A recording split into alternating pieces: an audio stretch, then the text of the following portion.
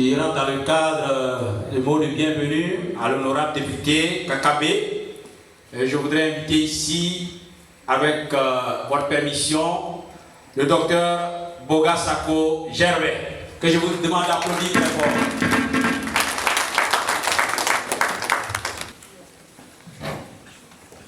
Honorable Monsieur le député Kouadio Konan Bertin, que toute la Côte d'Ivoire connaît sous le label de Kakabé, et comme nous ne sommes pas au pays et que nous sommes à l'étranger et qu'il y a parmi nous des amis et frères italiens et tout, il est bon de leur faire comprendre que son nom c'est Kouadio Konan Bertin avec le label Kakabé.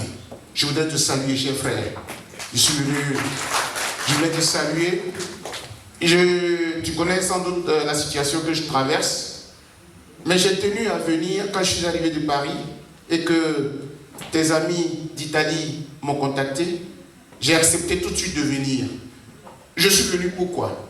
C'est vrai que je vais dire deux petits mots, deux petits points sur le rassemblement de ce soir, mais je fais cette précision-là. Je suis venu pourquoi? Je suis venu te féliciter.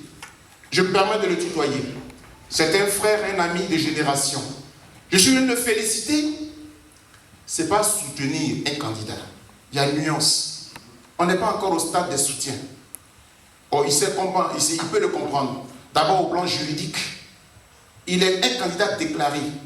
Il n'est pas encore un candidat officiellement, légalement annoncé. Donc on n'est pas encore au stade des soutiens en tant que tel. Donc ça viendra sans doute. D'ailleurs, quand je suis arrivé de Paris, la plupart de mes représentants de la FIDOP, la Fondation Ivoirienne pour les droits de l'homme et la vie politique, qui sont en Italie, à Paris, aux États-Unis et tout, on s'est donné rendez-vous à Hambourg, en Allemagne, le 13 juin, où nous allons aussi faire un conclave, une réunion, nous, pour dire qu'est-ce qu'on fait. Parce que même quand tu es le président fondateur, tu n'as pas le droit de toi seul aller soutenir Pierre ou Paul. Donc je ne peux pas ce soir dire que je suis. Mais je veux le féliciter et je vous dis pourquoi. Aux États-Unis, Kouadio Konan Bertin, le frère, m'a honoré. Il m'a invité à sa conférence qui a eu lieu à Washington et nous avons fait un bon duo. Et puis à ce rassemblement, il y avait aussi un député du Kevin de la Guinée et vraiment nous avons fait un bon plateau. Son message est passé, mais j'ai eu l'occasion aussi de faire passer un message aussi. Je viens pour le féliciter. Je le félicite parce que il est de ma génération. Nos aînés ont détruit la Côte d'Ivoire. La génération qui arrive a le devoir de reconstruire la Côte d'Ivoire. Et quand un de notre génération, parce que nous héritons d'une Côte d'Ivoire défigurée, une Côte d'Ivoire déchirée par nos aînés, ils n'ont pas su partir, ils n'ont pas su suivre le modèle de Fouet Boigny. Et avant de partir, ils ont balafré notre pays. Et quand un de notre génération prend sur lui de dire « je suis candidat, je m'annonce candidat », mais c'est une fierté quelque part. Je suis venu donc te féliciter et te dire de t'armer de courage. Mais sache que le fait d'avoir déclaré, en même temps tu as déclaré la guerre à nos aînés. Le conflit de génération. On donnait ce devoir à nos étudiants au lycée, conflit de génération. La vieille génération ne veut pas partir. Même en partant, ils veulent tout emporter. Mais ils n'iront pas avec la Côte d'Ivoire. Parce que nous allons assurer l'héritage. Absolument.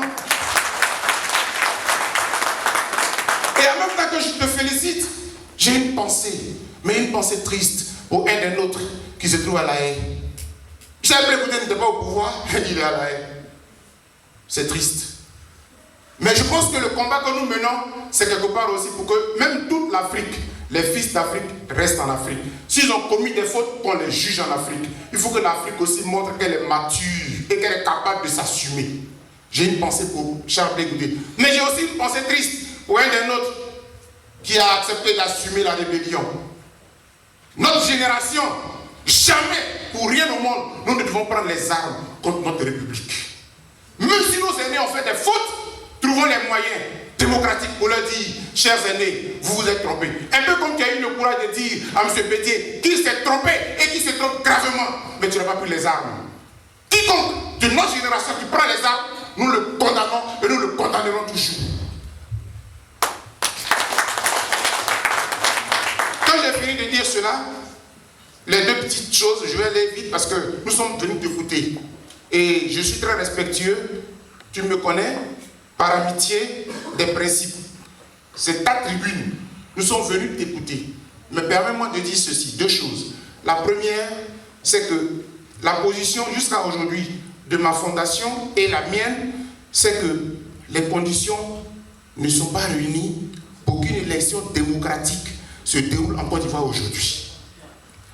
Il faudrait que je puisse le dire ici, de sorte qu'en partant, tu puisses aussi dire aux autres candidats et à vous tous que la lecture que nous faisons, quand je compare à ce qui s'est passé en 2010, je dis que mon pays court vers un grave danger.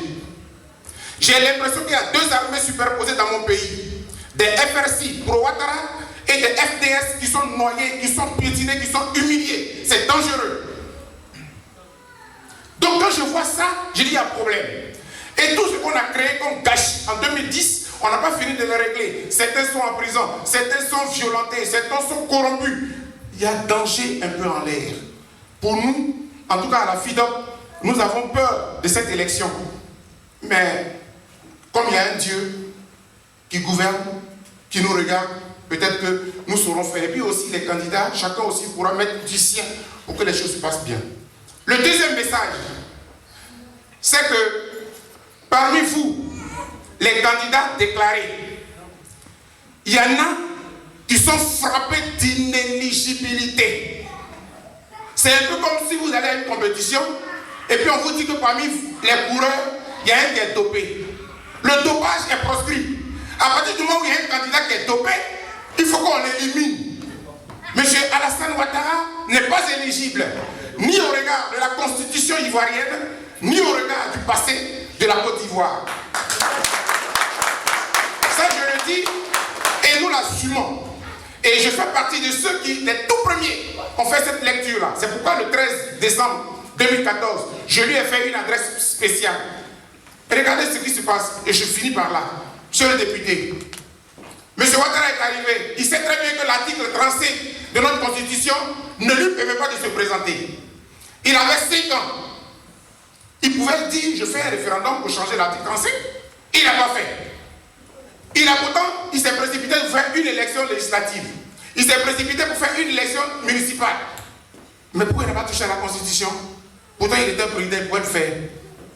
Et en 2015, il va venir là, alors qu'il est inéligible, il va penser que les Ivoiriens vont rester là, bras croisés, et puis il va devenir candidat.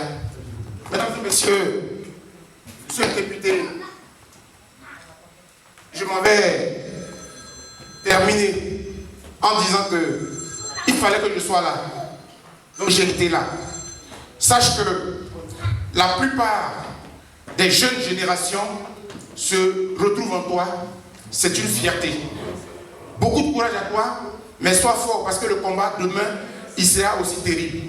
En ce qui nous concerne, nous savons que 2015 va signer, mais la fin d'un certain Alassane Ouattara dans notre pays.